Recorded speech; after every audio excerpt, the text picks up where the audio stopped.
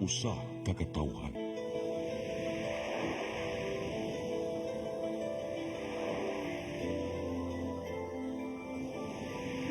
Cebu Catholic Television Network.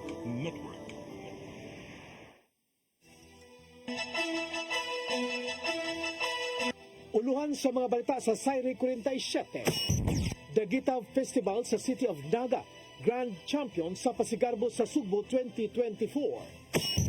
National Heroes Day, gihandom karong adlaw, dakbayan sa Lapu-Lapu ug dakbayan sa Sugbo, adunay mga kalihukan.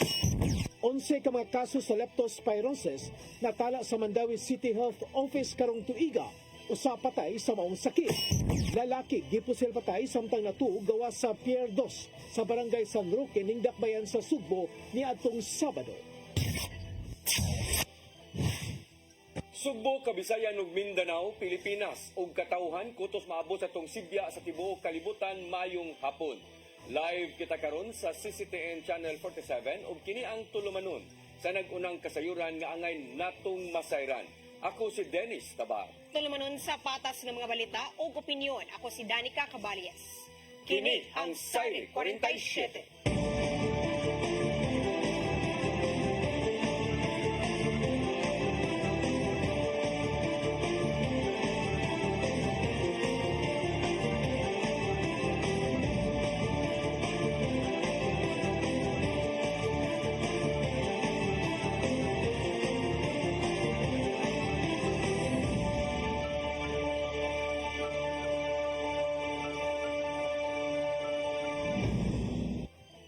Og karon sa kompletong detalye sa atong mga balita, kapulisan sa dakbayan sa Sugbo mihulagway nga malinawon og hapsay ang pasigarbo sa Sugbo 2024. Way natala nga krimen gikan sa buntag hangtod nga nahuman ang dakong kalihukan nga gidugok sa mga bisita. Ang kasayuran hihatod ni Arnold Bustamante. Kapulisan sa dakbayan sa Sugbo mihulagbay nga malinaw og hapsay ra ang kinitibuk ang kalihukan sa Pasigarbo sa Sugbo karong tuiga nga gipahigayon sa sulod sa Cebu City Sports Center gikan sa pagsugod sa street dancing nilang udto sa Domingo hangtod nga natapos ang Pasigarbo sa alas 2 kadlawon. Walay natala nga krimen ng kapulisan. Mato ni Police Lieutenant Colonel Janet Rafter, Deputy City Director for Administration sa Cebu City Police Office, nga siya palang sa buntag gipakatap na sa CCPO ang libuan ka mga police personnel sa kadalanan nakit na sa sulod sa Cebu City Sports Center. Katong sa sa Pasigarbo area, which is from Birama katong sa preposition sa assembly area going to the props area, going to the dancing rock, and within the CCSC wala gyud tay natala nga krimen. Gibanaban ng drafter nga naa sa 17,000 ngadto na sa 18,000 ka mga tao ang misaksi sa Pasigarbo sa sulod sa Sports Center tungod kay misugwak man ang mga tao sa bleacher nga dunay capacity nga 12,000 ug gipagamit pa ang mga bleacher sa isig ka kilid niini nga puno usab sa mga tao. Wala na mohatag pa og numero si Rafter kung pila ang misaksi sa street dancing apan ubay-ubay usab kini. Gani wala na pasudli og dugang nga mga tao ang CCSC tungod kay nagsugwak na ang mga nananaw. Nakinahanglan na nga babaga na ang uban nga nagtinguha nga mosulod. Ang among crowd estimate is naagyod sa mga 17 to 18,000. Ang sulod pa lang na ha, sa sulod lang na siya. Ang maihap man nato kay ang bleachers nato is 12,000 man na ang capacity. Then gipagamit man dito tanan din ay mga additional na mga bleachers nga ang sana kanang na mga additional gagmay nga bleachers ba. So kato din gi-maximize gyud ang tanan nga empty space sa sulod sa CCST, then moto nga naka-estimate mga 17 to 18,000. Tungod nini ang Police Regional Office 7 nakadaig sa tanang police personnel nga naglangkom sa paghatag sa seguridad sa Pasigarbo sa Sugbo. Mato ni Police Lieutenant Colonel Gerard A. Spilare, ang spokesperson ni Police Brigadier General Antonio Aberin, hepe sa kapulisan sa Central Visayas nga nakip silang gidaig ang ubang ahinsya sa gobyerno nga mitabang sa security. Congratulate Cebu City Police Office and other police units involved, including other peace and security stakeholders, for very safe and secured Pasigarbo 2024. Ang naglangkob sa seguridad mao ang kapulisan sa Rakta sa Sugbo, augmentation sa Cebu Police Provincial Office, Mandawi ug Lapu-Lapu sa Police Office, lagip na ang mga counterpart nini sama sa Armadong Kusog sa Pilipinas, Philippine Coast Guard, Bureau of Fire, National Intelligence Coordinating Agency (NICA) ug ubang ahensya sa gobyerno. Arnold Bustamante, CCTN. Pasigarbo sa Sugbo 2024 nahimong mabulukon taliwas sa bating lakat sa panahon. Mensahe sa panagiusa gipatigbabaw atol sa maong kasaulugan. Ang kasayuran ni Hato Digian Navarro. Nag-abot ang mga lokal ug langyaw nga bisita sa tunga-tungang bahay sa Dakbayan sa Sugbo. Domingo sa hapon aron pagsaksi sa Pasigarbo sa Sugbo 2024. Gisugda na maong kalihukan pinagi sa street dancing diin na nayaw ang mga contingent sa Osmeña Boulevard. Di gipakita ang ilang ikadalit nga performance ngadto sa mga nag-atang daplin sa daan. Kuyog kini sa mga dagkong karoza ug decorated float. Bisan pa man og nagdaligsik na sige gapon sa pagsayaw ang ato mga contingents sa Pasigarbo sa Sugbo 2024. Taas-taas ang ilang gisayaw gikan mismo sa Cebu Provincial Capital hangtod na mismo sa Cebu City Sports Complex. 51 ka mga contingents di ang nag-abot alang sa Gila Festival of All Festivals. Nakumbentahe alang sa Tubod Festival nga makaperform isip contingent number 1 tungod sa giandam nilang ikadalit. Para ako, balang dili may mako-place, no? Basta importante number 1 namin. So para ako, number 1 ang taga-Tuburan kaya kami sa pinakaunang mo perform. Kasi aksaktan hataw gyapon ng Bisno Festival sa lungsod sa Dumanog bisan og wala ang ilang audio van. Bisan og anara sa loudspeaker ang jingle sa Pasigarbo, giabibahan kini sa mga nananaw taliwa sa nimong gidangatan sa ilang decorated float. Hangtod nga nagpadayon ang kalihukan sa ritual showdown sulod sa Cebu City Sports Complex. Managlaing sugilanon ug talan-awon ang gipakita sa 51 ka mga contingents. Gikan kini sa mga dagkong props, costume changes, apil na ang mga pasuga.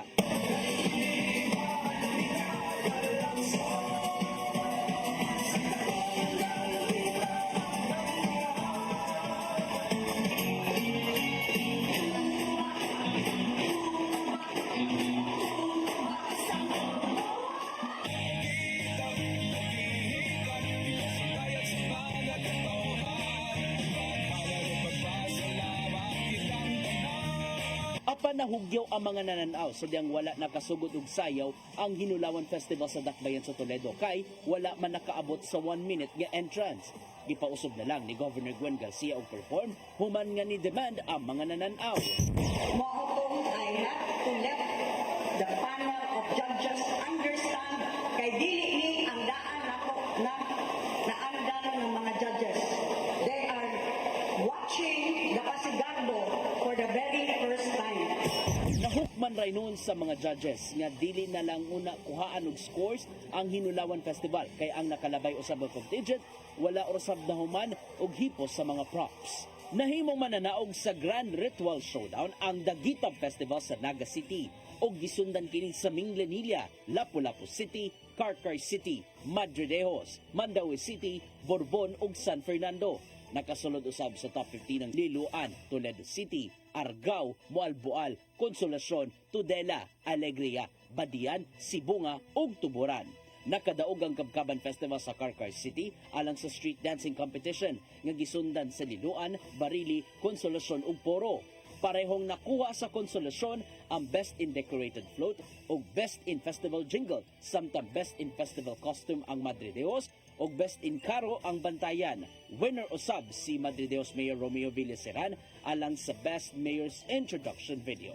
May patibabaw ang mensahe sa panagiusa gikan sa pipila ka mga opisyal dinhi sa Sugbo. I would like to congratulate all of our local government units. When I said level up, I did not expect that you would soar to the highest skies. Grabe. But together, as one united people of Cebu, we have time and again demonstrated to the rest of the world how Cebu is able to rise up from whatever challenges that come our way. And today is no different. Nakitang mga subuano sa kanunay, sa panahon sa kalipay o panahon sa kalisod. Magkahiusap o kanunay mo ingon, kumbate, Sugbo. Ian Navarro, CCTN News. Subay sa mga balita, naugdaw ang audio ban sa Bisno Festival sa lungsod sa Dumanhog. Pipila ka oras sawa pa ang pasigarbo sa Sugbo kagahapon.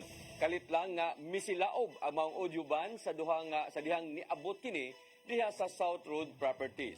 Dali kining girespondihan sa mga kabubiruhan sa dakbayan sa Sugbo hangtod ginapaong ra kini sa kadugayan. Waray naangol atol sa mao nga insidente. Nagpasalamaton gihapon si Damanhog Mayor Gungun Hika sa mga tao nga nagpaluyo sa manindot nga bismanok o ban bisan paman kini sa gidangatan. Di pahigayon nagdakbayan sa Lapu-Lapu og wreath-laying ceremony sa monumento ni Dato Lapu-Lapu nunod sa pagtimaan sa National Heroes Day karong adlaw. Samtang nipadayag siyang kalipay ang mayor sa dakbayan tungod sa resulta sa pasigarbo sa Sugbo. Ang kasayuran ni hatod ni Crystal Joy Pelerca. Gipanguluhan ni Lapu-Lapu City Mayor Junard Hongchan, Vice Mayor Silidonio Sitoy o Congresswoman Cindy Chan ang gipahigayon nga wreath-laying ceremony sa monumento ni Dato Lapu-Lapu kaganihang buntag alang sa pagtimaan sa National Heroes Day karong adlaw. Gipahigayon kini human sa flag raising ceremony sa Liberty Shrine nga gitambungan sa mga opisyales ug kawani sa lokal nga kagamhanan sa dakbayan sa Lapu-Lapu. Gawas pa niini, mipasundayag usab ang Lapu-Lapu City Arnis de Abanico nga nagrepresentar sa mga maisog nga mga bayani kaniadto pinaagi sa pagpakita sa ilang katakos sa traditional martial arts. Sa iyang mensahe ni Mayor Chan, giingon niini nga ang dakbayan sa Lapu-Lapu adunay talagsaon nga koneksyon sa pagtimaan sa National Heroes Day tungod kay gidala sa mong syudad ang pangalan sa pinakaunang bayani sa nasud nga mao si Dato Lapu-Lapu. Apan gidugang sa mayor nga ang pagtimaan sa National Heroes Day dili lang para sa mga nitaliwan nga mga bayani, apan para usab kini sa mga modern day heroes nga dako ang nahimong sakripisyo para sa nasud.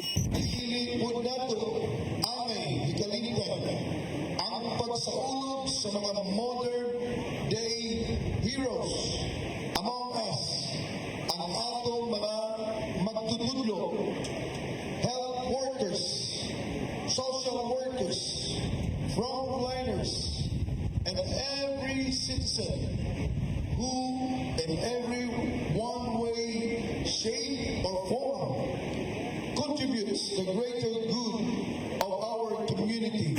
Samtang sa laing balita, gipadayag sa mayor ang iyang kalipay sa nahimong resulta sa bag-o lang nahuman nga pasigarbo sa Sugbo 2024. Kini mo'y unang tuig sa pagsalmot sa dakbayan isip competing contingent ug nakalangkat dayon og kadaugan. Nahimong third placer sa Ritual Showdown ang Garbo sa Lapu-Lapu Festival kung diin gipasundayag niini ang ilang Mactan Cebu International Airport inspired nga performance. Nalangkat usab ni Mayor Chan ang ikaduhang pwesto sa Best Mayor's Introduction ug nahimong first runner-up ang Festival Queen sa dakbayan nga si Sophie Maxim Margareta Grenmo. Matod sa mayor nga usa kini ka senyales nga nindot ang nahimong sugod sa ilang pagsalmot. It's a good start for us, no? Lipay kayo, namunga gyud ang among kahago. At least kapasigarbo na to ang nasa Lapu-Lapu, which is the Mactan Cebu International Airport. Crystal Joy Felerca, CCTN News.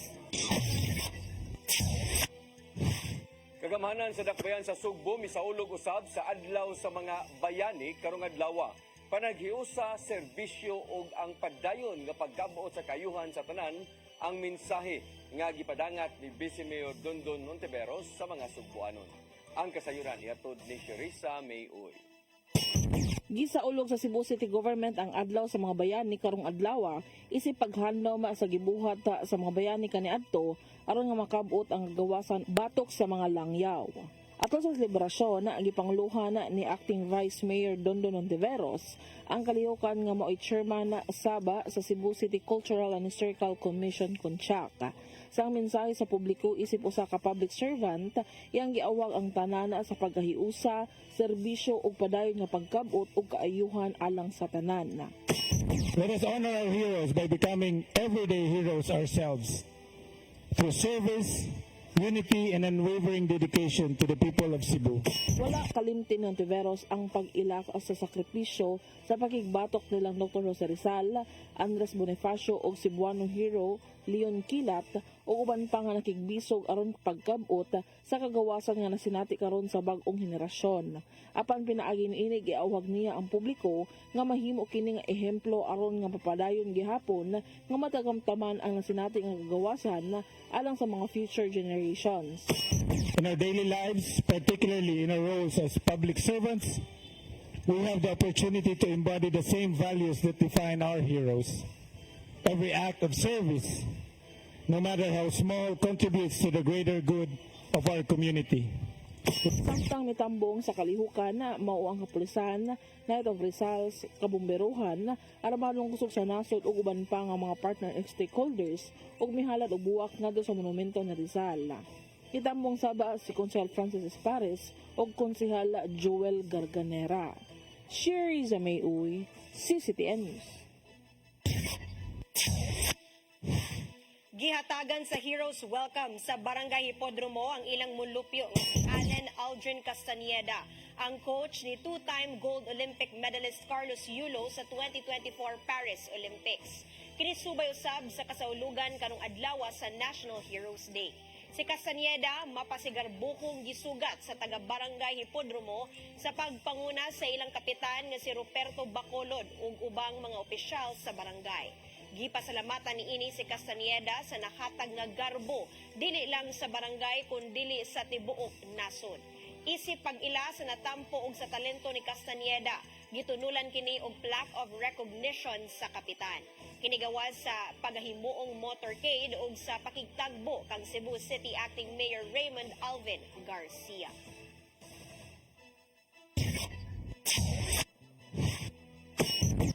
Musunod, 11 ka mga kaso sa leptospirosis natala sa Mandawi City Health Office karong tuiga, usa patay sa maong sakit. Kanaog daghan pang mga balita sa pagbalik sa Saire 47.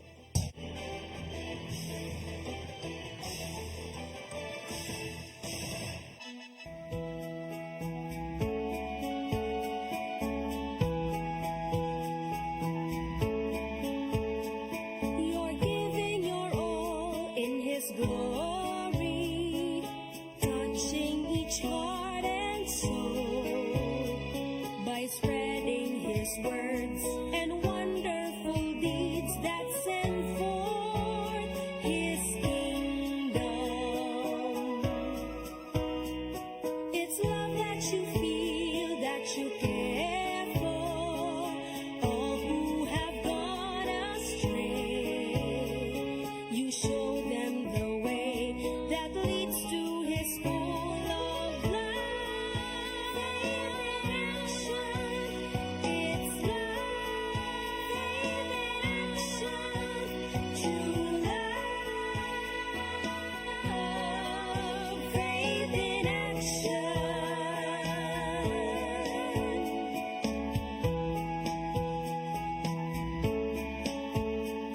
We're one in one hope, inspiration through God's amazing grace. His power and love and pureness of heart show to us His wisdom. It's love that you feel, that you care for all who have gone astray. You show them the way that leads to His full of life and action. It's love, faith in action, true love, faith in action.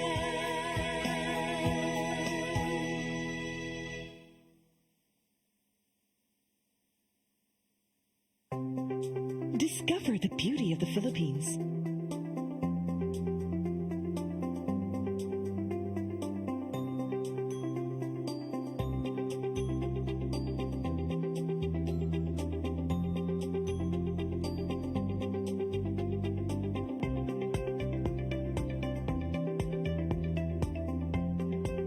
With Philippine Airlines, the country's flag carrier.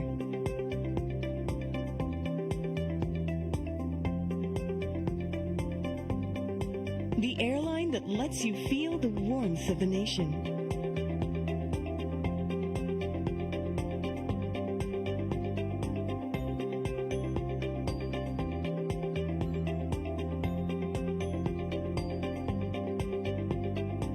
Mabuhay!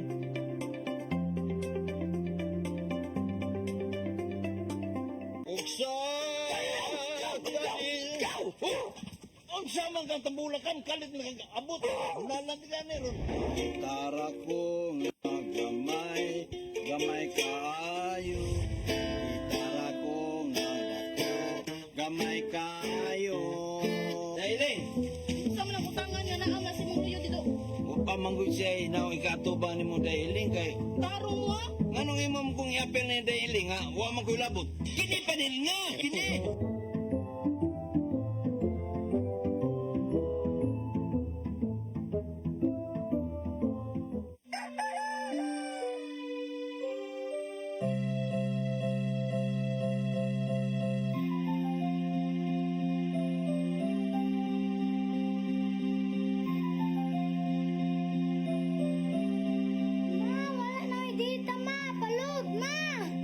Sorry ma'am, na-late ko. Nangita ko nung gusto para internet sa kong anak ma'am. Ay, wala na yung problema. Pag-sinisibo. Sinisibo, sinisibo. For your internet connection. And for the signal of your cable TV. So fast and straight the transmission to your phone. Sinisibo. Sinisibo, sinisibo. Offers you to have fiber optics. For your viewing experience, perfect and clear so far. So great and affordable for you to enjoy. Sinisibo. Sinisibo Television Network Incorporated offers fiber to the home broadband internet bundled with fiber to the home cable TV connection. Sinisibo Television Network Incorporated with its operation in Metro Cebu and the whole province of Cebu soon. And affordable for you to enjoy. Sinisibo.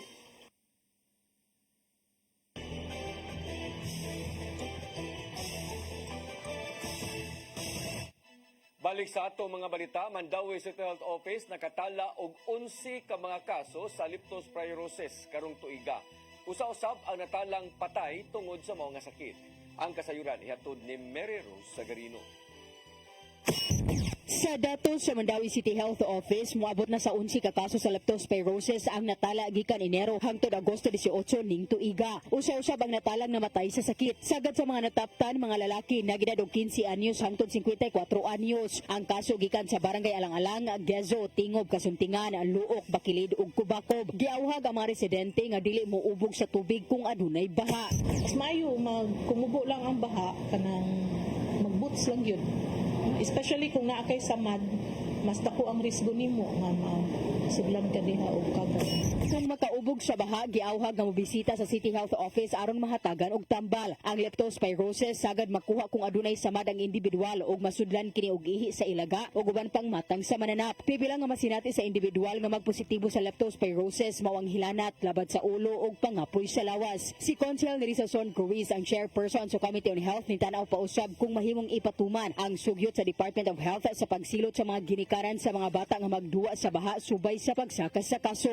Ang mga bata nga suot balay, di sa necessary nga maglangoy-langoy kanal yung masura ilang dawa sa tubig no sa baha. Mo na nga ato yun ang estudyohan, dili na ta maghimo og kanal yung practical ka nga mga ordinansa ba nga mahimo gyud dinhi sa ato. Daghang kay questions. Mary Rose Sagarino, CCTN News. Mandawi City Vice Mayor Glenn Bersede milingkod sa katungdanan isip acting mayor. Kinihuman gipatuman ang kamanduan sa ombudsman nga pagsuspenso ug usa ka tuig ni Mayor Jonas Cortez tungod sa grave misconduct.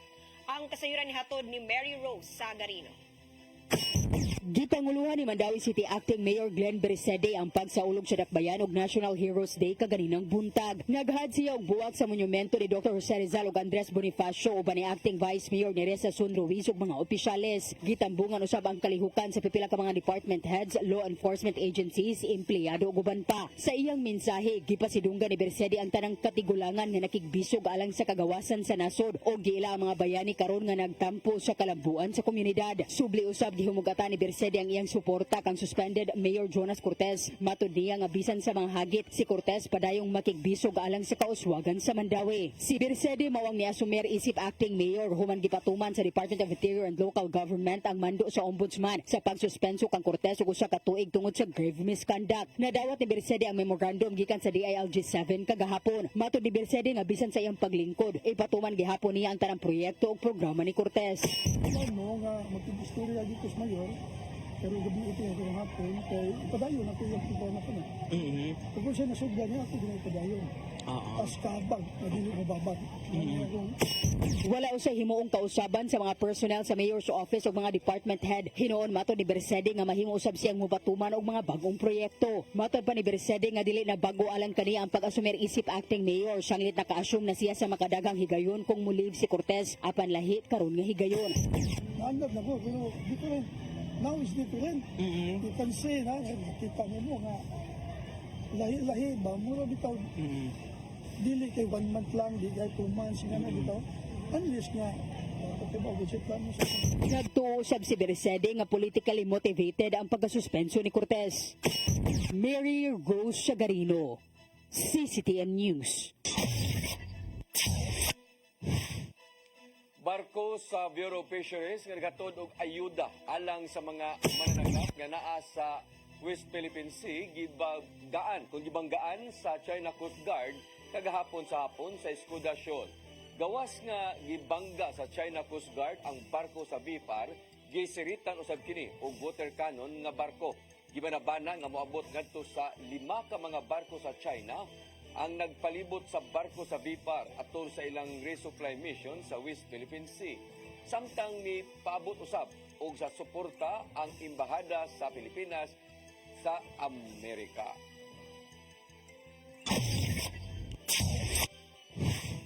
Gidagsa sa mga namasin nga makabaton og trabaho ang World Cafe of Opportunities sa TESDA Region 7 niadtong Sabado sa Dakbayan sa Sugbo.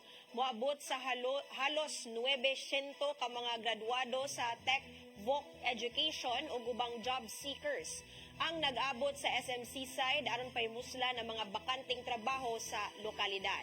Moabot sa 23 ka mga kumpanya nga nagtanyag og mga trabaho gikan sa production, information technology ug daghan pa ang nisalmot sa kalihukan. Gikalipay ni TESDA Cebu Provincial Director Floro Ringka ang pagdagsa sa mga aplikante, ilabi na nga dulan sa isinta ang na-hired on the spot. Kabahin ang job fair sa ika-30 nga anibersaryo sa Technical Education and Skills Development Authority, TESDA sa Pilipinas. Klase man po na nato, kung sa nga sektor ang nag-demand, no? Doon ay sa construction sector, sa IT, or doon na po tayo sa gitawag na to metals and engineering, kaning sa mga welding. Kunya naputaning sa tuang mga retail, no? Kaning sa for example sa SM, no, nga nag-hire po og mga sales lady o uban pa. Usa ka klinik sa Dakbayan sa Sugbo mitanyag og linahi nga matang sa pagtambal batok sa kanser nga mao ang medical ozone therapy. Gipaambit kini sa ilang doktor human niya nasuwayan sa diyang aduna siya'y cancer kaniadto. Ang kasayuran ihatod ni Gian Navarro. Adunay usa ka klinik sa Dakbayan sa Sugbo nga nagtanyag og complementary o kadungan sa pagpatambal batok sa sakit nga cancer. Gipayla sa Ozone Med Wellness Clinic ang medical ozone therapy diin gamit ang kaugalingong dugo ug ang natural nga oxygen mahimong malikayan ang tao sa maong makamatay nga sakit. Gipasabot sa ilang medical director nga si Dr. Rosario Barales nga natural ra among treatment ug walay bisan unsang chemical ang gamiton. Ubos sa medical ozone therapy, kuhaon lang nila ang gikinahanglang gidaganon sa dugo ug isagol kini sa medical ozone ug ibalik kini ngadto sa lawas sa tao sa tinguhang mumaayo ang circulation sa dugo. Kanya inaantay niya pa lang yung other modality of treatment like yung surgery. They can have the medical ozone first to improve their oxygen level and improve their body so that there will be a successful operation or other modalities of treatment that they would wanted to go through. Ito ni Dr. Barales ang pagpaambit sa mga complementary treatment tungod sa iyang kasinatian kaniadto. Siya mismo ang testimonya sa mga treatment maong naayo siya sa sakit ni cancer dulan 17 ka tuig na ang nakalabay. Napagaling na ako, sabi ko, Lord, salamat naman at napalawig pa ang aking buhay. Gayong pagbabalik ko sa Pilipinas, gusto kong ma-share ito sa mga kababayan natin. Especially yung mga talagang hirap na lang sa buhay at nailabas ng lahat para ma-diagnose lang sila, wala pa sila natatanggap na kagamutan. Ibuksan ang Cebu City branch sa Ozone Med Wellness Clinic nitong September 2023. Sukad kaniadto, daghana ang mga nisuway sa maong matang sa pagpanambal o nadasig sila kadugayan sa ilahang kinabuhi. I'm very happy that there are a lot of Cebuanos now and a lot of the Visayas area are really experiencing the goodness of this modality of treatment for cancer. We have patients coming from Leyte, from Bohol, from Davao, from different areas here in Visayas region. Gawas sa medical ozone therapy, aduna usab sila'y ubang matang sa pagpanambal gamit ang natural nga oxygen. Alang sa dugang pangkasayuran sa maong treatment o magpa-appointment, bisitaha lang ang ilang buhatan sa Unit 1207 BPI Cebu Corporate Center sa may Cebu Business Park, Dakbayan sa Subo. Bisitaha usab sila sa Facebook fanpage facebook.com/OzoneMedCebu. Samtang adunay maayong balita ang Ozone Med Wellness Clinic Cebu City Branch alang sa first anniversary nila. Iscan lang kining QR code nga makita sa inyong screen ug mohatag sa gikinahanglang impormasyon aron makakuha og special discount gikan kanila. Agi noon kini og pagtabang ilabi na ngadto sa mga adunay gihambin nga cancer. Gian Navarro, CCTN News. Usa ka bodega sa mga peke nga produkto sa Victoria's Secret sa Barangay Babag, Lapu-Lapu City ang girade sa National Bureau of Investigation kon NBI. Kung diin libuan ka mga produkto ang nasakmit atol sa maong operasyon. Ang kasayuran ni Hato de Crystal Joy Pelerca. Libuan ka mga peking Victoria's Secret products ang nakumpiska sa National Bureau of Investigation kun NBI human ma-raid ang usa ka bodega sa Barangay Babag, Lapu-Lapu City ni adtong Biyernes, Agosto 23 tuig 2024. Matod ni Barangay Kapitan Yolohio Cesar Manayon, atol sa pag-raid sa maong bodega adunay gipakita nga search warrant ang NBI ug nakumpirmar niya sa Lapu-Lapu City Police Station 3 nga nakigalayon kanila ang maong ahensya para sa maong operasyon. Dugang ni Manayon nga ang kumpanya gyud sa Victoria's Secret mao'y nangusog aron makumpiska ang mga pekeng produkto. Ang operatiba tugikan dito siya sa NBI National, which is nilabanan sa company sa Victoria's Secret. Yung Victoria's Secret dito may nangusog nga ipa-raid, ipa-confiscate ang mga imitation nga or fake nga mga Victoria's Secret na. Ang tag-iya sa maong bodega nagnegosyo og mga beauty products, lakip na ang mga peke o imitated nga mga produkto sa Victoria's Secret sama sa mga perfumes. Apan ang tindahan niini nahimutang sa poblasyon Lapu-Lapu City ug aduna usab diri sa Dakbayan sa Sugbo nga matud pa ni Manayon una na kining gi-raid sa NBI. So, matud pa sa sa Colon Street sa Valang Tindahan. Connected na siya kay Victoria's Secret tanang stock sa Victoria's Secret na imitation ng ilang subject ba. So mga to, usa din sa ilang subject dito sa bodega nila sa Babag. Sigun usab ni Manayon nga sa dihang gipangayuan niya og business permit ang tag-iya, ang barangay permit ra niini ang napakita nga gi-issue niya ni adtong Pebrero. Apan sa dihang gipangitaan kini og gikan sa syudad, wala kini makapakita og ang permit niini sa poblasyon nga tindahan ang napresentar og dugang pa ni Manayon nga temporaryo ra usab kini. Gidugang sa kapitan nga moabot sa 1,300 ka mga botilya sa nagkadaiyang imitated products ang nasakmit sa NBI atol sa maong operasyon. Crystal Joy Pelerca, CCTN News. Musunod, lalaki gipusil patay samtang natuog gawa sa Pierdos sa Barangay San Roque ning Dakbayan sa Sugbo niadtong adlawng Sabado. Kana og daghan pa mga balita sa pagbalik sa Saire 47.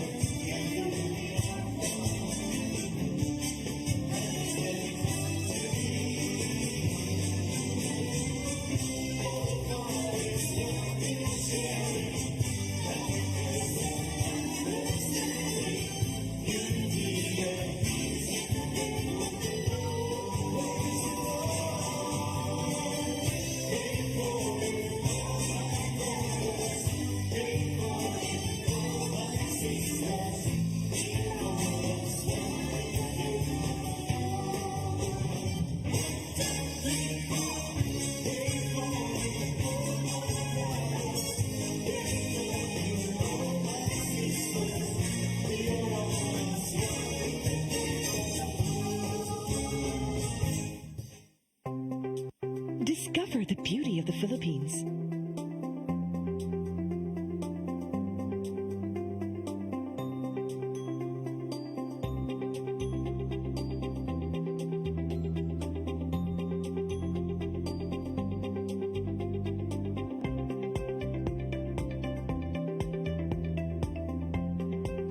With Philippine Airlines, the country's flag carrier.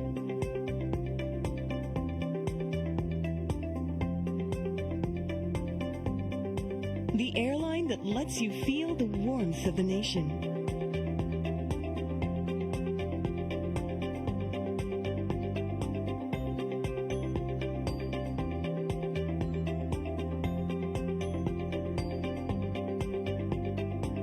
Mabuhay.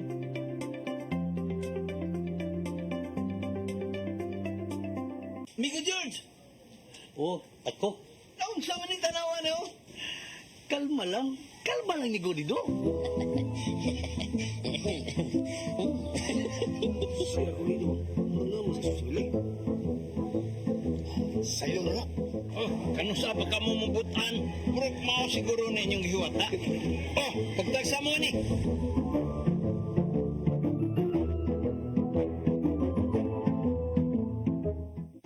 Come October 4, 5, and 6, another gathering will be held in Cebu City, the first National Charis Conference, which is open to all charismatic communities, realities, and expressions.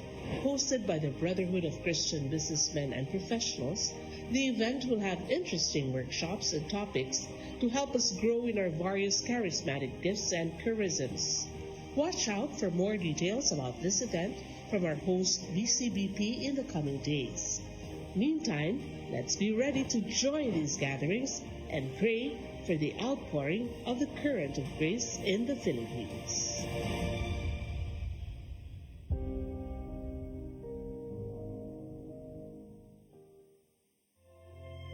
Ang kinabuhi, puno sa hagit. Sumpay na ka, Dria! Ay, paginarte! Pagdita ka! Puno sa pangutana. Bata pa gani ka kayo? Nagpuyap-puyap na ka? Kinsa man ang masakitin ako din ay karoon ang kinsa. Si buti mo'y pasabot, Daddy. Puno sa luha. Pagpili bang ako nga imong anak o kanay imong mga babae? Kasuko.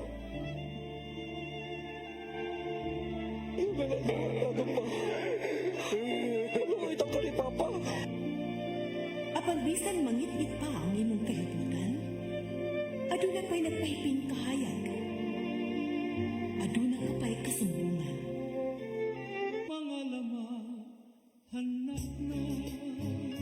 Dear Tatay,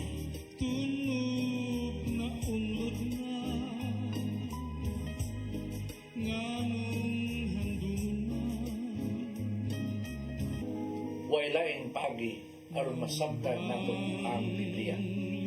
Kinahanglan nga doon na tayo relasyon kang Jesus. Hangtod sa lain natong panaguban, daghang salamat siya.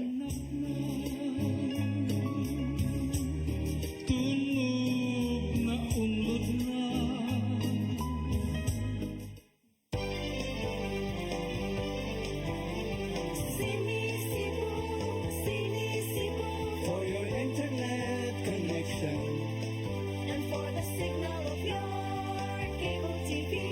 So fast and straight the transmission to your home.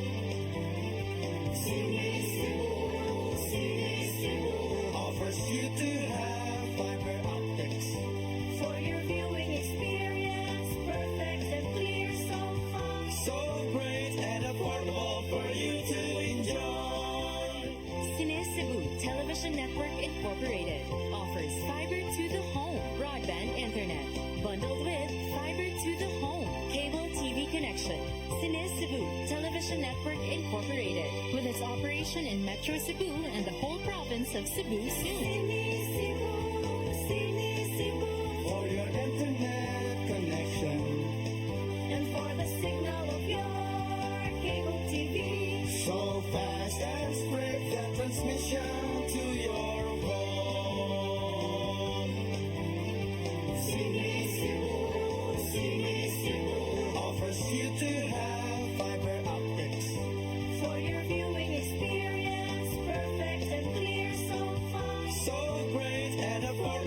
for you to enjoy.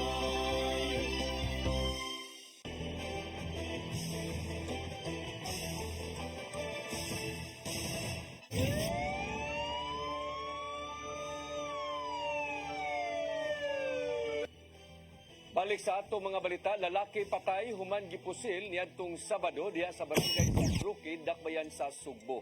Giila sa mga otoridad ang lalaki nga si alias Picoy. Kinsa gipusil samtang natug gawa sa Perdos. Daling girespondihan sa mga otoridad ang natabuan sa insidente o gida sa tabalanan ang maong lalaki human na putos sa samad pinusilan ang iyang lawas. Apan nakutluan gyud kini sa kinabuhi human gideklarar nga patay ng midangat sa tambalanan. Nakuha sa mga kapulisan ang unom ka basiyo sa bala, duha ka slag sa kalibre 45 nga pistola. Apil sa mga na-recover ang 45 ka gagmay nga pakiti nga gituo ang shabu gikan mismo sa bulsa ni alias Picoy. Nisibat na hinoon dayon ang wa mailhing duha ka mga kriminal samtang drugas ang usa sa mga gitanaong motibo sa krimen. Laing drug den nga nahimutang sa sitio Tabay, Lawom, Barangay Tisa ning Dakbayan, Sugbo ang gibungkag sa mga sakop sa PDEA 7 ug PNP niadtong Sabado. Ato sa operasyon, 3 ka mga tao ang nasikop. Apil na ang target ug maoy nagpadagan sa suyupanan nga si Jano Rupal alias Gino, 42 anyos. Nasakmit gikan sa mga dinakpan ang 18 ka pakete sa gituang shabu nga nagtimbang og 16 gramos og mubalor og kapin 108,000 pesos. Matod ni Lea Alcantara, Information Officer sa PDEA 7, nga mag-atubang og daghang kaso si Rupal sama sa drug pushing ug sa pagpadagan og balay suyupanan ug possession sa illegal nga drogas.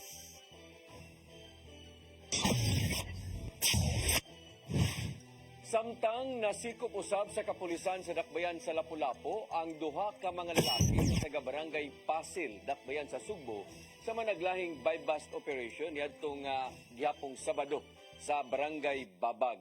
Una nadakpan sa Purok 5-star sa barangay Babag ang 40 anyos nga fish porter og nakuhaan og 6 ka pakiti sa gituoang shabu nga mobalor og 34,000 ka pesos. Gisundan kini sa pagkasikop ni alias John, 34 anyos, lumad nga taga barangay Pasil gihapon nga taga sitio Takan nga maoy gihapon sa mao gihapon nga barangay.